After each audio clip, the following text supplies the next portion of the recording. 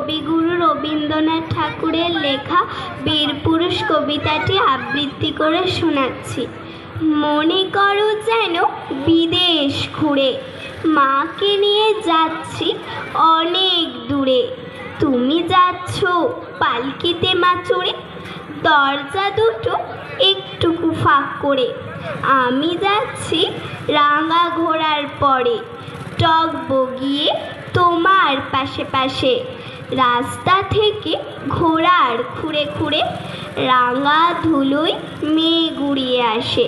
সন্ধে হলো, সূর্য নামে পাটে, এলেম যেন জোড়া দিঘির মাঠে। ধু ধু করে যেদিক পানে চায়, কোনোখানে জনমানব নাই।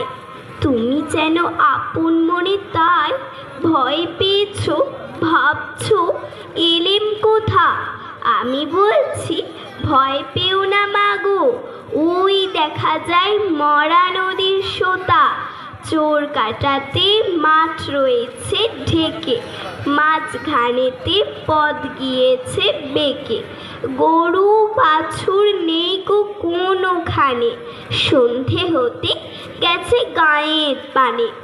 আমরা কোথায় যাচ্ছি কে তা জানে, অন্ধকারে দেখা যায় না ভালো।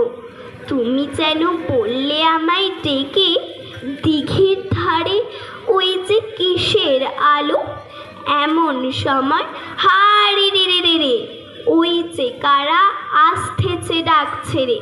তুমি ভয় পালকিতে এক কোণে ঠাকুর দেবতা স্মরণ করছো মনে। বেয়ারাগুলো পাশের কাটা বনে পালকি ছেড়ে কাঁপছে থর থর। আমি যেন বলছি তোমায় ডেকে, আমি আছি ভয় কেন মা করো। হাতে লাঠি, মাথায় ঝাঁকড়া চুল, কানে তাদের গোজা জবার ফুল। আমি বলি দাঁড়া খবরদার, এক পা আগে আসিস যদি আর, এই চেয়ে দেখ আমার তলোয়ার, টুকরো করে দেব তোদের সেরে। শুনে তারা লম্ফ দিয়ে উঠে, চেঁচিয়ে উঠল হারে রে রে রে রে।